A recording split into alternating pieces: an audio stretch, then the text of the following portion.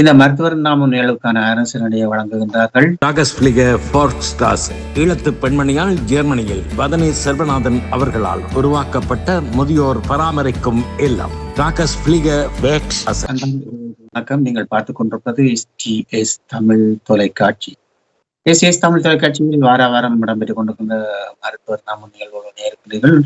தொடரும் மருத்துவர் நாம நிகழ்விலே எங்களோடு பல மாதங்களாக இணைந்து ஸ்ரீ கதிர்நாமநாதன் அவர்கள் உளவியல் நிபுணர், ஓய்வு பெற்ற நிலையிலே பல மாதங்களாக பல விடயங்களை நாங்கள் உளவியல் சம்பந்தமான விடயங்களை கதைத்து வருகின்றோம். அந்த வகையிலே சென்ற வாரமும் தாயகத்தில் இருக்கின்றோரின் போர்க்கால வழக்குகளோடு இந்த மனநிலை பற்றி பார்த்திருந்தோம். பொதுவாக நாங்கள் பலரை பார்த்திருந்தாலும் இந்த இளம் பெண்கள் அல்லது குடும்ப பெண்கள் போர்க்கால சூழ்நிலையில் வாழ்கின்ற அந்த காலகட்டத்திலே பல இன்னல்களை அனுபவித்து அவர்கள் உளவியல் ரீதியாக மிக பாதிப்பில் இருந்திருப்பார்கள்.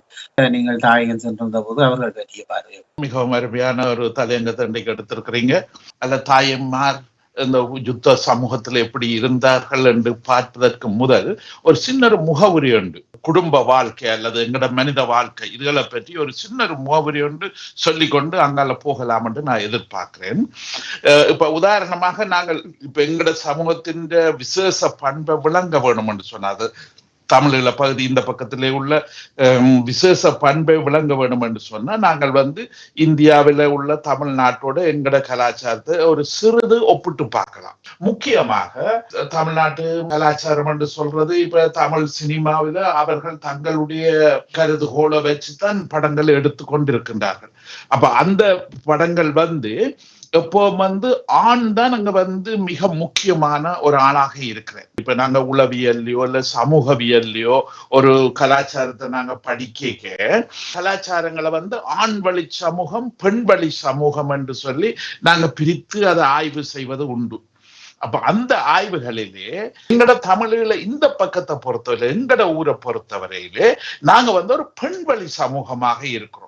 இது பல பேர் இதை ஏற்றுக்கொள்வார்களோ எனக்கு தெரியல.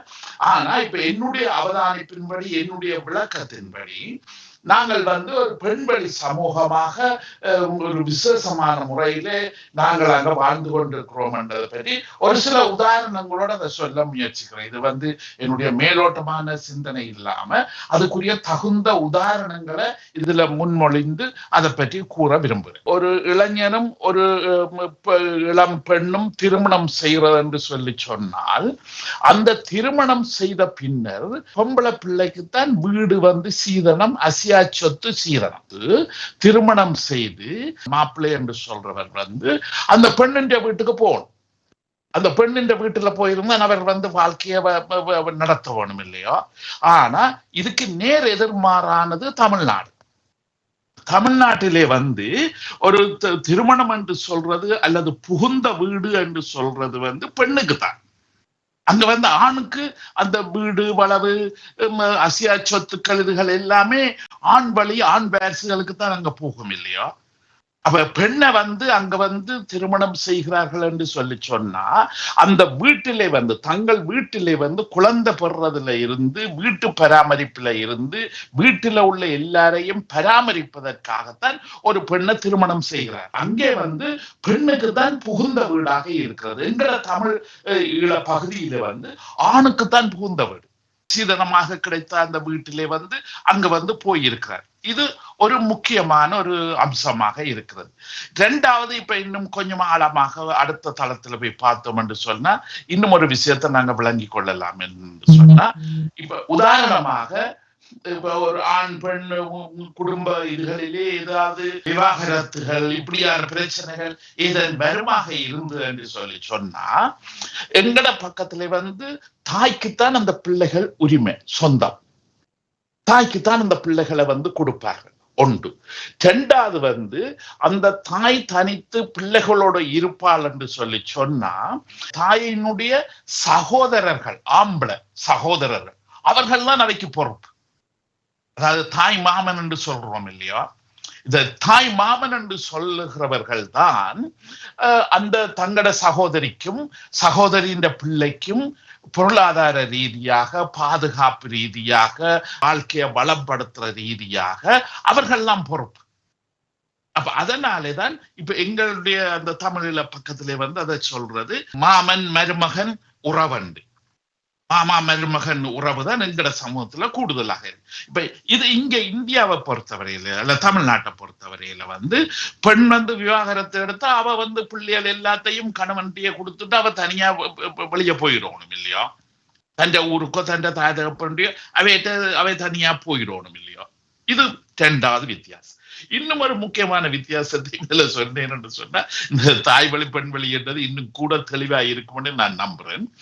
இப்ப உதாரணமாக பிள்ளைகளுக்கு பூ புனித நீராட்டு விழா என்று சொல்லி நாங்கள் சாமத்திய வீடு செய்கிறோம் பொம்பளை பிள்ளைகளுக்கு இல்லையா.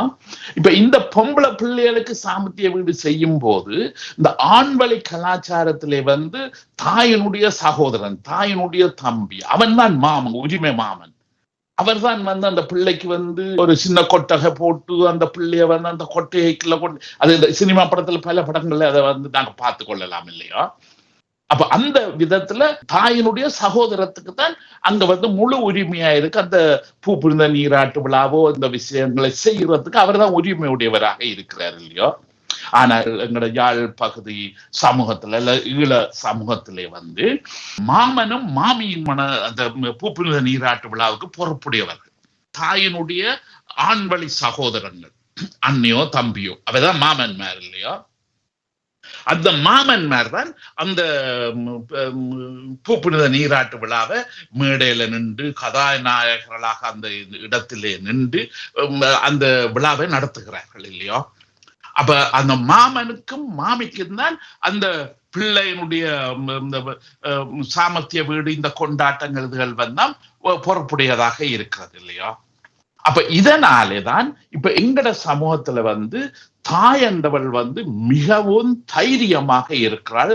தாய் என்ற பாத்திரம் மிகவும் திடகாத்திரமாக நாங்கள் அதை பேணி பாதுகாத்து எங்களுக்கு பெரிய அளவில் விளங்காவிட்டாலும் அந்த வளமையை நாங்க தொடர்ந்து செய்து கொண்டிருக்கின்றோம் இல்லையோ.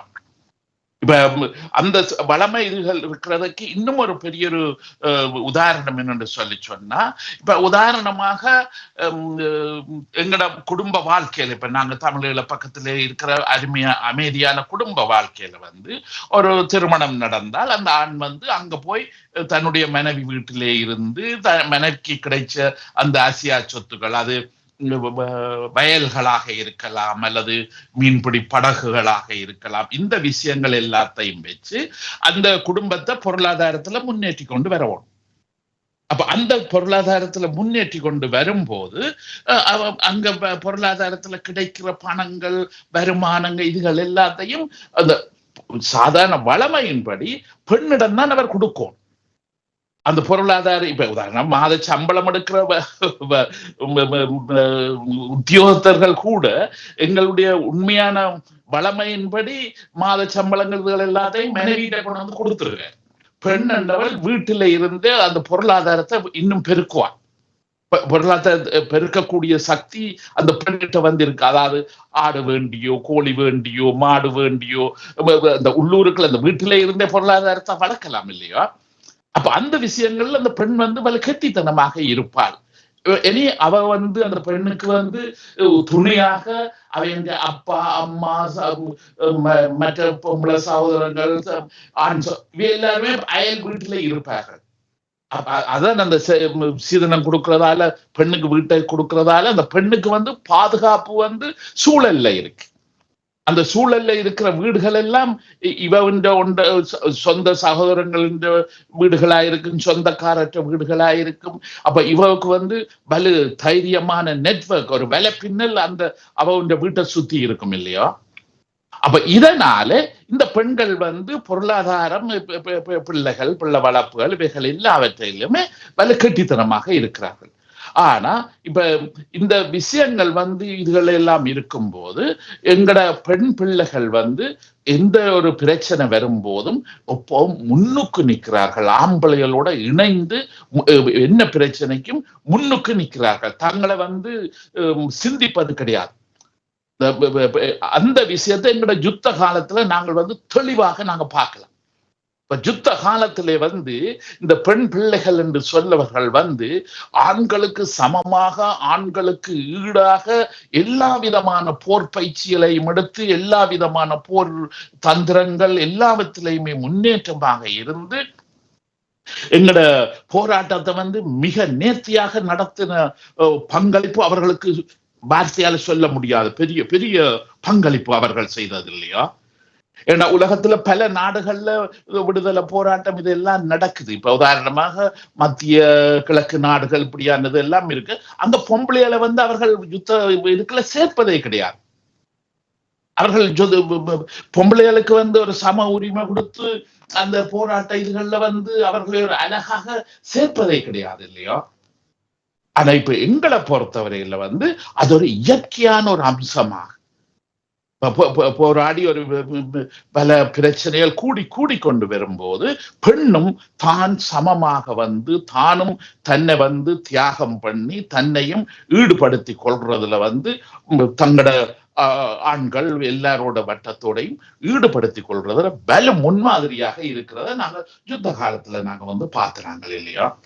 இந்த பின்னணியோட நாங்கள் இந்த யுத்தத்துக்கு பிந்தின காலத்துல இந்த பெண்கள் தாய்மார்கள் இவர்கள் வந்து எப்படி வாழுகிறார்கள் எப்படி இருக்கிறார்கள் என்றதை இப்ப நானும் ஊருக்கு போயிருந்த நேரத்துல நேரடியாக பார்த்த அந்த அனுபவங்களை இதுல இனி நாங்க கொஞ்சம் பேசலாம்னு எதிர்பார்க்கிறேன். இப்ப இன்றைக்கும் யுத்தம் முடிந்த யுத்தத்துக்கு பிந்தின இந்த காலம் வந்த நேரத்திலையும் அந்த பெண்கள் என்றவ வலு தைரியமான குடும்ப பொறுப்பை அவர்கள் தான் அங்க எடுத்து நடத்துறத நாங்க பார்க்கிறோம். இப்ப உதாரணமாக வேலை தேடி வெளிநாட்டுக்கு போறவர்கள் எல்லாம் ஆம்பளைகள் தான் நெடுகரமாக போய்கொண்டிருக்கின்றார்கள் இல்லையோ? இப்ப உதாரணமா சவுதி அரேபியா இப்படி அராபிய நாடுகளுக்கு பழைய காலத்துல போகும்போது அவர்கள் 2, 3, 4 வருஷம் போய் அங்க வேலை செய்துட்டு 4-5 வருஷத்துக்கு ஒருக்கா திரும்பி வருவார்கள் இல்லையோ? அப்ப அந்த இடத்துல வந்து இந்த பெண்ணண்டவள் கையில தான் குடும்ப பொறுப்பு, குடும்ப பாரம் எல்லாமே இவள் தான் எடுத்து செய்தவ இல்லையோ? இப்ப அதே பட்டன் அதே மாதிரி இன்றைக்கு யுத்தம் முடிஞ்சு இந்திய காலகட்டத்திலையும் அங்க வந்து தொடர்றத நான் வந்து நிதர்சனமாக நான் பார்த்தேன். எப்படி அதை பார்த்தேன் என்று சொன்னா, இப்ப எங்கட யுத்தத்துக்கு பிந்தின காலகட்டத்திலே எங்கட சமூகம் வந்து அலங்கோலமாக சிதிலமாகி போய் இருக்கிறது எல்லாருக்குமே தெரியும். போதவஸ்து பொருட்கள்ல இருந்து இந்த நீலப்படம் என்று சொல்ற இந்த நீலப்படங்கள் என்ற கிரமிப்பில இருந்து பிள்ளைகள் வந்து குழுக்களாக பிரச்சனைகள், சண்டைகள், அடிபாடுகள், கத்தியல் இப்படியான குழுக்கள் இப்படி கனவிதமான முறையில அங்க வந்து சமூகம் வந்து ஒரு கிலேசமாக ஒரு சிதிலம் அடைஞ்சு போய் இருக்கு இல்லையா? நாங்கள் அங்க பார்க்கும்போது அந்த தாய்மார் தான் தங்களோட பிள்ளைகள், இளம் பிள்ளைகள் சின்ன வயதுல இருந்து பல்கலைக்கழகம் இதுகள் வரும் மட்டும் இந்த 11 வயது காலகட்டத்தில் எல்லாம் அவர்கள் தான் பாதுகாப்பாக வைத்திருக்கிறார்கள் பிள்ளைகளை. அங்க உள்ள பெண்கள் வந்து மிக முன்னேற்றமான முறையில தான் அங்க வாழுகிறார்கள். எல்லார்டையுமே மோட்டார் சைக்கிள், வேகமான போக்குவரத்து வாகனங்களை அவர்கள் வைத்திருக்கிறார்கள். அதுல வந்து அவர்கள் சிறப்பாக இருக்கிறார்கள் இல்லையோ? அந்த போக்குவரத்து வாகன விஷயங்கள் வந்து தங்களுடைய பொம்பளை பிள்ளையோ ஆம்பளை பிள்ளையோ இந்த பிள்ளைகள் எல்லாரையும் ஒரு பாடசாலைக்கு டியூஷன் எடுக்க வேணும் என்று சொன்னா அந்த டியூஷனுக்கு வந்து அந்த டியூட்டரை நடக்கிற இடத்துல பழைய காலத்தோட ஒப்பிட்டு பார்க்கும்போது இந்திய காலத்துல பார்க்கும்போது அது ஒரு விசேஷமான காட்சி அந்த டியூட்டரியலுக்கு பக்கத்திலே இருக்கு. பெரிய நகரங்கள்ல அந்த டியூட்டரியல் இருக்கும்போது இப்ப சனி ஞாயிறு இதெல்லாம் போகும்போது கிலோமீட்டர் கணக்குல வாகனங்கள், மோட்டார் சைக்கிள்கள் அங்க நிக்குது. அப்ப அதை வந்து அங்க உள்ளூர் ஆட்களோட பேசும்போது அவர்கள் சொன்னார்கள், இந்த மோட்டார் சைக்கிள்ல வந்தது எல்லாம் இந்த பெண்பிள்ளைகள், அவர்களுடைய பிள்ளைகள் வந்து இந்த டியூட்டர்ல படிக்கணும், வகுப்பு முடிஞ்சு வீட்டுக்கு கூட்டிக் கொண்டு போகும் வரையும் இவர்கள் இங்கதான் நிற்பார். ஏன்னா அந்த ஒரு அச்சம் அந்த சமூகத்துல எதுவும் நடக்கலாம், எப்படியும் நடக்கலாம், பிள்ளைகளை எந்த விதமாகவும் ஏமாத்தலாம் என்ற பெரிய ஒரு ஒரு நம்பிக்கை இல்லாத சூழல் தான் நாங்க இப்ப யுத்தத்துக்கு பிந்தின காலத்துல வந்து இருக்கு. யாரும் ஒரு இதுல நம்பிக்கை வைக்கலாம். அந்த நம்பிக்கை என்ற சமூகத்தின் நம்பிக்கை என்றதே உடைஞ்சு போயிருக்கு. வெறும் தமிழ் குடும்ப அமைப்பு அல்லது அதன் செயல்பாட்டாலே அங்க வந்ததென்று மாத்திரம் அதை சொல்லிக்கொள்ள முடியாது. அங்க இந்த பிரச்சனைகளுக்கு பலவிதமாக அதுக்குரிய விளக்கங்கள் அங்க சொல்லுகிறார்கள். அவர்களும் கூட இந்த குடும்பங்கள் அல்லது சமூகத்தை உடைக்கிறது, சமூகத்தை மேல விடாம பண்றது, அதாவது நிலை யுத்தம் பண்றது பெரிய அளவிலே நடந்து இப்ப சில நேரங்கள் நண்பர்களோட போகும்போது நண்பர்கள் சந்தியில கதைச்சு கொண்டு போகும்போது சொல்லுவார்கள், இதுல கொஞ்சம் மௌன கதைச்சு கொண்டு வா, அல்லது பெருசா சத்தம் போட்டு கதையாத, இவ இந்த சிஐடி வேல பாக்குற, இங்க யாரு என்ன கதைக்கணும், இங்க போயின்னு இங்க வரீங்க, இதுல எல்லாத்தையும் கண்காணிச்சு கொண்டு இருக்கிற எங்களுடைய சமூகத்துல இந்த பெண்கள் என்று சொல்ற தாய்மார் என்று சொல்ற இவர்கள் மிகவும் ஒரு பெரும் தியாகத்தோட தங்களோட பிள்ளைகளை வளர்த்தெடுப்பதில் கூடுதலான கவனம் செலுத்துகிறார்கள் இல்லையோ. அவர்களுக்கு வீட்டில இருந்து சாப்பிடறதுக்கே நேரம் இல்லை, சமைக்கிறது நேரம் இல்லை. பிள்ளைகள் மாறி மாறி கூட்டி கூட்டி கூட்டி கொண்டு போய் வந்து போகும்போது அவர்கள் பெரிய கலை சொல்லுவது கிடையாது. பெற்றோர் தாய்மை என்ற உணர்வுல அவர்கள் அதை விளங்கப்படுத்துகிறார். அந்த தாய்மை உணர்வோட அவர்கள் இயங்குகிறார்கள் இல்லையோ. அப்ப அதனால அந்த தாய்மை என்ற உணர்வு, இந்த விடயங்கள் அவர்களுக்கு விசேஷமான தைரியத்தை கொடுப்பதை நாங்கள் அங்க அவதானிக்க கூடியதாக இருந்தது. தாய்மை தன்மை என்று சொல்றது இன்றைக்கு யுத்தத்தால எங்கிற சமூகம் இவ்வளவுக்கு இடைஞ்சு நொறுங்கி போய் இருந்தாலும் திரும்பவும் மீண்டு வரும், திரும்பவும் துளித்து வரும் என்ற ஒரு நம்பிக்கை எனக்கு அந்த பெண்கள் இந்த பிள்ளைகளை வளர்ப்பு முறைகள் நடத்தும் போது அதுகளை பார்க்கும்போது என்ற மனதில் ஒரு சின்ன ஒரு நம்பிக்கை என்ற மனதில் துளிர் விட்டது இல்லையா. ஏண்டா இந்த மாதிரியான சமூக அமைப்பு, குடும்ப அமைப்பு, எங்களுடைய தாய்மார், எங்களுடைய பெண்கள் எங்களுக்கு கிடைச்சது பெரிய வரம் என்றுதான் என்ன பொறுத்தவரை நான் சொல்லுவேன் இல்லையா. ஆம்பளைகள் வெளிநாட்டுக்கு போயிட்டார்களோ, வேலை செய்ய போட்டார்களோ, அல்ல அங்க ஊர்ல கூட அவர்கள் பொருளாதாரம் தேடுவதற்காக பல வேலைகளை செய்து கொண்டிருப்பார்கள். அது கமமா இருக்கலாம், கடற்தொழிலா இருக்கலாம், என்ன தொழிலா இருக்கலாம் இல்லையா. அப்ப இந்த இடத்துல இந்த பெண் என்று சொல்றவள் மிக தைரியமாக இருந்து தன்னுடைய பொறுப்பை, அதுவும் அந்த சமூகத்தில் உள்ள ஆபத்துகள்ல இருந்து கோழி குஞ்ச பாதுகாக்கிற மாதிரி கிட்டத்தட்ட, அது பிராந்தோ அல்லது வெளியில உள்ள வேறு எதன் மிருகங்களோ என்ன வந்தாலும் கலைச்சு கலைச்சு கொத்தி கலைக்கும் இல்லையோ, தன் கொஞ்சம் பாதுகாக்கிறதுக்காக. இதே மாதிரிதான் அங்க உள்ள வயது வந்த தாய்மார்கள், இந்த வயது வந்த இவர்கள் தங்களோட பிள்ளைகளுக்காக எதையும் தியாகம் பண்ணி, எதையும் பொறுப்பு எடுத்து, என்ன பிரச்சனை வந்தாலும் அதை முன்னுக்கு நின்று அதை தவிர்த்து அதுக்கு பிள்ளைகளுக்கு பாதுகாப்பு கொடுத்து வளர்க்கறதுல நல்ல கெட்டித்தனமா இருக்கிறத நான் அங்க பார்க்கக்கூடியதா இருந்தது. இது அங்க நான் போய் நின்ற இடத்துல கிடைச்ச ஒரு மன பதிவு. இதே மாதிரி நீங்கள் சொல்கின்ற முறை வாழ்வியல் ரீதியாக இந்த போர்க்காலத்தினால் மனோநிலை பாதிப்பாக கண்டு இந்த இடத்துல இப்ப நாங்க மேலோட்டமாக இந்த மாதிரி சமூகம் இயங்குறதுதான் இதுல பார்த்துனாங்க. நீங்க கேட்கிற மாதிரி இப்ப உளவியல் மனநிலை இந்த விஷயத்துக்கு நாங்க வந்தோம் என்று சொல்லி சொன்னா, அந்த மனநிலையில நிறைய பாதிப்போடு வாழ்றாங்க. உளவியல் முறையில நான் அங்க போய் பார்த்தபடியினால அவர்களுடைய பல விஷயங்களை எனக்கு உளவியல் முறையில விளங்கக்கூடியதாக இருந்தது. உதாரணமாக இதய சம்பந்தமான பிரச்சனைகள் அல்லது செமிப்பாட்டு பிரச்சனைகள், சுவாச பிரச்சனைகள், இப்படியான பிரச்சனைகள் அவையிட்ட பேர்கிட்ட இருக்கு. அப்ப அவர்கள் அடிக்கடி நாடி போய் கொண்டு இருக்கிறார்கள் இல்லையோ.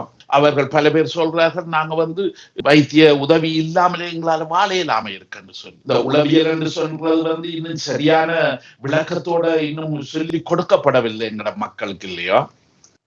அப்ப அவர்கள் வெறும் அந்த அறிகுறிகள் அல்லது பிரச்சனைகள் எல்லாமே மனதில் உள்ள சஞ்சலங்கள் அல்லது கடந்த கால யுத்த காலத்துல கிடைச்ச அனுபவங்கள், அதுகளாலதான் உடல் செயல்பாடுகள் குழம்பி அந்த உடம்பிலே உள்ள ஹோமோன்ஸ், அந்த சுரப்பி நீர்கள் எல்லாம் தலைகீழாக குழம்பி அவற்றினாலேதான் இந்த உள்ளுறுப்புகள் பாதிப்படையுது என்று சொல்ற அந்த உள்ளொளி, அந்த விளக்கம் அந்த சமூகத்துல போதிய அளவு விதைக்கப்படவில்லை.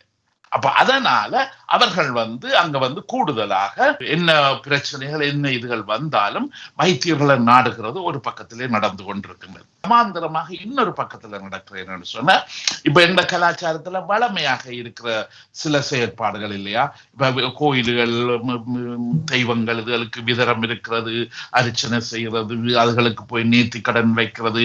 இப்ப இந்த விஷயம் எங்களுக்கு பழைய காலத்துல யுத்தங்களுக்கு முந்தின காலத்திலையும் இருந்தது. ஆனா அதே விஷயம் இன்றைக்கு மிக கூடுதலாக இருக்கு. மிக கூடுதலாக அந்த கோயில் நம்பிக்கைகள் விதரம் இருக்கிறது. இப்ப பல விதரங்கள் அங்க இப்ப நாங்கள் அங்க அறியாத கன விதரங்கள் அங்க இப்ப பின்பற்றப்படுது இல்லையா. இப்ப இந்தியாவோ அல்லது வேற நாடுகள்ல அல்லது இந்த பேஸ்புக்கள் இந்த இதுகள்ல இருந்து கன சமூகம் இதுக்கு விதரம் இருக்கிறோம், அதுதானே இவர்களும் அதை கண்ணை மூடிக்கொண்டு விதரம் இருக்கிற தன்மையை பார்க்கக்கூடியதா இருக்கு. ஏன்னா விதரத்துக்கும் மனதில் உள்ள அச்சத்துக்கும் நேரடி தொடர்பு இருக்கு. மனதில் எவ்வளவுக்கு அச்சம், பயம், குழப்பம், டென்ஷன் எவ்வளவுக்கு இருக்குதோ அதுக்கும் கோயில் வழிபாடு அல்லது விதரம் இருக்கிறது, கடன் செய்கிறது, இதுகள் எல்லாத்துக்கும் ஒரு ஆழமான தொடர்பு இருக்கு இல்லையா. இது வெறும் நம்பிக்கைக்காக செய்யறாண்ட அல்ல, மனதை ஆறுதல் படுத்துறது, மனதிலே ஒரு நிம்மதிய, மனதிலே ஒரு அமைதிய எடுக்கிறதுக்காக தான் இதை அர்த்தத்தோட செய்கிறார்கள் இல்லையா.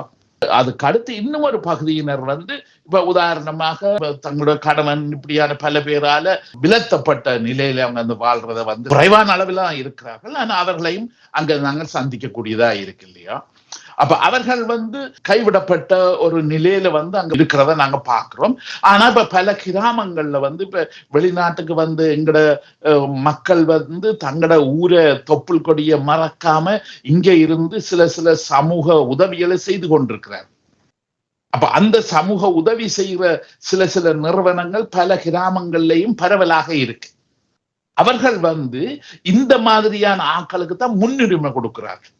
தன்னந்தனியாக இருப்பவர்கள், ஆண் துணை அல்லது பிள்ளைகள் துணை இல்லாம இப்படியாக தனிப்பெண்களாக, தனி ஆம்பளைகளா இவர்களுக்கு முன்னுரிமை கொடுத்து இவர்களுக்கு சாப்பாட்டு வசதியில இருந்து வைத்திய வசதிகள், இப்ப என்னுடைய கிராமத்துல வைத்தியங்கள் கூட இலவசமாக செய்கிறார்கள். கிராமத்து பிள்ளைகள் வைத்தியர்களாக கற்று படிக்கிறார்கள், அரசு ஆஸ்பத்திரியில வேலை செய்கிறார்கள். ஆனா சனி ஞாயிறுகள்ல இலவசமாகவே அங்க ஒரு பெரிய ஒரு கட்டடம், ஒரு கிளினிக் ஒன்று போட்டு அங்க இலவசமாக செய்கிறார்கள். அதுக்கு இங்க வெளிநாட்டுல இருப்பவர்கள் பணங்களை அனுப்பி அந்த மருந்துகள் இலவசமாக அங்க கொடுக்கிறார். இப்படி பல கிராமங்கள்ல நடந்து கொண்டிருக்குங்க. ஆனபடியினால இந்த பாதுகாப்பு இப்ப அந்த யுத்தத்துக்கு பிந்தின காலத்திலே இப்ப புலம்பெயர்ந்து அவர்களுடைய உதவியினால அந்த சமூகத்துல இழக்கப்பட்டு உதவி இல்லாத பகுதிகளையும் ஓரளவுக்கு அதுக்கு உதவி கொடுத்து அவர்களை நிமித்தி வச்சிருக்கிறார்கள் அங்க. அப்ப இந்த விஷயங்கள் அங்க இருக்கிறபடியினால சமூகத்துல அவர்களும் ஒரு மரியாதையான கௌரவமான ஒரு பிரஜைகளாக தங்கட பாடல வாழ்ற. மற்ற இன்னும் ஒரு பகுதி, இன்னும் பல பேருக்கு தெரிஞ்ச விஷயம்தான், இப்ப இன்னும் ஒரு பகுதியினர் கௌரவப்படுத்தல் இல்லாம கேவலமாக நடத்தப்படுகிற தன்மையும் அங்க இருக்கு. அவதூறாக பேசுறது, கதைக்கிறது. சமூகத்துல இந்த வதந்தி என்றது ஒன்று இருக்கு இல்லையோ. அப்ப அந்த வதந்தி என்று சொல்றது அல்லது சில பழி கதைகள் சொல்றது என்று சொல்றது அது பரவலாக இருக்குன்னு பட்டம் சொல்றது இல்லையோ. இதுகள் எல்லாத்தும் உளவியல் காரணம், உளவியல் விளக்கம் என்னென்று சொன்னா இந்த கதைகள், இந்த பட்டம் சொல்றது, இந்த வதந்திகளுக்கு ஊடாகத்தான் அந்த சமூகத்துல உள்ள ஆக்களை கட்டுப்படுத்தினேன். இந்த கெட்ட பெயர் வரவிடாம நான் என்ற பிள்ளைகள் எல்லாருமே ஒழுங்காக இருக்கும், ஒழுங்காக கௌரவம் மதிக்கப்பட்டு மற்றவர்களால ஏற்கப்படக்கூடியதாக, மற்றவர்களாலே குறை கண்டுபிடிக்க கூட விடாத ஒரு நல்ல தன்மையோட வாழ வேணும் என்றதான் எங்களுடைய முக்கிய நோக்கமா இருக்கு எங்களோட வாழ்க்கை முறையில இல்லையா. அப்ப அந்த இடங்களிலே இந்த சில மக்களை பற்றி அங்க இந்த வதந்தியல் அல்லது இப்படியான பட்டம் தெளிக்கிறது, பட்டம் சொல்றது, இப்படியான இதுகளாலையும் அந்த சமூகத்துல மறுபக்கத்திலே அவர்களுடைய வாழ்க்கை, அவர்களுடைய நிம்மதியை உடைச்சு கொட்டுறதாகவும் இருக்கின்றது. அந்த பழிச்சொல்ல நெடுகளும் கேட்டுக்கொண்டிருக்கலாது இல்லையோ. இப்ப இன்னும் ஒரு பக்கம் என்னன்னு சொன்னா, இந்த பழி சொல்லுவல் அல்ல இப்படியான வதந்தி என்று சொல்றது தனியா ஒரு ஆளை மையமாக வச்சு அங்க இருப்பது கிடையாது. காலப்போக்கில அது அந்த குடும்பத்தோட சேர்ந்தவர், அந்த அவர்களுடைய நெருங்கிய உறவினர் எல்லாருக்குமே அந்த பட்டம் வந்துருது இல்லையா? சமூகத்தின் ஒழுக்க விதிகள், ஒழுக்கங்களை நெறிப்படுத்துறது, அதை கண்காணிக்கிறதுக்கு எங்கள்ட்ட அமைப்புகள், பொது அமைப்பு இல்லை. பழைய காலத்துல பாடசாலையோ, வாசியசாலையோ, கோயில்களோ, பல பொது நிறுவனங்கள் இந்த வேலையை செய்து கொண்டு வந்தது மறைமுகமாக இல்லையா? ஆனா இன்றைக்கு அந்த நிறுவனங்கள் எல்லாம் கிட்டத்தட்ட வலு அமைதியாக மௌனமாகத்தான் அங்கே இருக்குது. இப்ப சில கோயில்கள் அங்க நாங்க பார்க்கும்போது பழைய காலத்துல வலு பிரசித்தி பெற்ற கோயில்கள் இல்லையோ, ஆனா இன்றைய காலத்துல அந்த கோயில்ல சுவாமி தூக்குறதுக்கே ஆக்கள் இல்லை. பல நல்ல நிறுவனங்கள், நல்ல பண்புள்ள கன விஷயங்கள் இன்றைக்கு தங்களுடைய செயல்பாட்டுல சுருங்கி போய் இருக்கின்றது. அப்ப அது சுருங்கி இருக்கிறதுனாலையும் அந்த சமூகத்துல இந்த இது சரி, இது பிள்ளை, அல்லது இது இப்படி இருக்கணும், அந்த ஒழுக்கங்களை பற்றி சொல்லிக் கொடுப்பவர்கள், ஒழுக்கங்களை கண்காணிப்பவர்கள், இது வேற குறைவாக இருக்கின்றன. அது அடுத்தது இன்னொரு பிரச்சனை என்னன்னு சொன்னா, இப்படியான விஷயங்கள் யாராவது கதைச்சு முன்னின்று ஏதாவது ஒழுக்கங்கள் இதுகளை பற்றி கதைக்க வந்தால் அங்குள்ள இளம் பிள்ளைகளுக்கு முகம் கொடுக்கலாம். அந்த இளம் பிள்ளைகள் நேரடியாக எதிரியாக மாறுகிறார்கள். இல்லை, இந்த இளம் பிள்ளைகள்கிட்ட இப்ப நாங்கள் அதை ஒரு பக்கத்துல பார்க்கும்போது பார்த்தோம், அதாவது வயது வந்தவர்களை கனம் பண்றதுன்றது நல்லா உடைஞ்சு போயிருக்கு, சரியா குறைஞ்சு போயிருக்காங்க இல்லையா? அப்ப இதனாலேயும் பல வயது வந்த பெண்களோ அல்ல வயது வந்தவர்கள் இவர்களோ எதுவும் மற்றவை குடும்பத்திலேயோ பொது விஷயத்திலேயோ கதை சொல்ல போவதை தவிர்த்து கொள்ளுகிறார்கள். எங்களுக்கு தேவையில்லாத பிரச்சனை, தேவையில்லாத விஷயம் எங்களுக்கு வேண்டாம் என்று சொல்லி அதை தவிர்த்து கொண்டு இருக்கிறத அங்க நாங்க பார்க்கக்கூடியதா இருக்கு. எங்களோட சமூகத்தின் எந்த காலத்திலேயாவது நன்மையோ தீமையோ எங்களுக்கு எங்களோட பெண்கள் செய்த பணிப்பும் இதுவும் வரலாற்றிலேயே பதிவு செய்யப்பட வேண்டியது, வரலாற்றிலேயே மிக முக்கியமானது. ஆனா அவர்கள் எல்லாரும் தனித்துவமான முழுமையான வளர்ச்சியோட அங்க இருக்காம போராடி கொண்டுதான் வாழ்றாங்க. வாழ்க்கையை ஒரு போராட்டமாக எடுத்து போராடி கொண்டு வாழ்றத நாங்கள் அங்க பார்க்கக்கூடியதாக இருந்தது. டென்மார்க்ல இருந்து எங்களோட இணைந்து ஸ்ரீ கதிர்நாமன் அவர்கள் உளவியல் நிபுணராக பணியாற்றி இப்பொழுது ஓய்வு பெற்ற நிலையிலே பல மாதங்களாக இணைந்திருந்து தகவலோடு அடுத்த மருத்துவர் நிகழ்விலே இணைந்து கொள்வோம். நன்றி, வணக்கம்.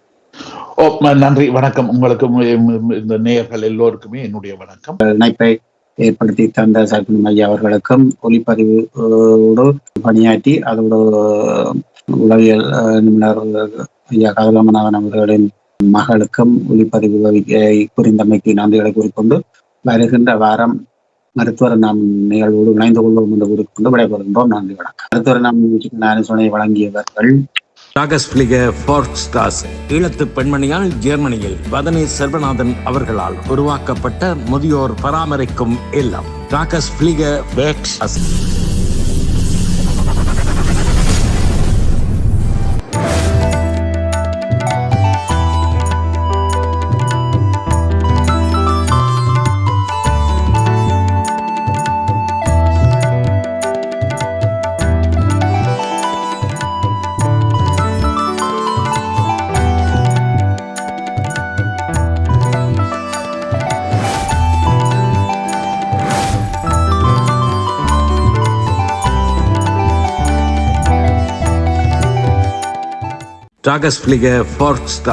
ஈழத்து பெண்மணியால் ஜெர்மனியில் வதனி செல்வநாதன் அவர்களால் உருவாக்கப்பட்ட முதியோர் பராமரிக்கும் இல்லம் டாகஸ் பிளிகர் வேர்க்ஸ். 1000க்கு மேற்பட்டவர்கள் பராமரிக்கப்பட்டு வருகின்றனர். இல்லத்தில் தங்கி வாழ்வோர் வீடு சென்று அழைத்து வந்து நாளாந்த பராமரிப்பு, மருத்துவ உதவி, உடல் பயிற்சி, சிறந்த உணவு வளங்கள், விளையாட்டு பொழுதுபோக்கு அம்சங்கள், சுற்றுலா அழைத்து செல்லல், இன்னும் பல உதவி சேவையுடன் மிளிர்ந்து நிற்கும் டாகஸ் பிளிகர் வேர்க்ஸ் முதியோர் பராமரிக்கும் இல்லம். இங்கு வந்தவர்கள் தங்கள் இல்லங்களில் வாழ்வது போல் வாழ்வது இவர்கள் முகமலர்வில் தெரிகின்றது. தொடர்புகளுக்கு கே.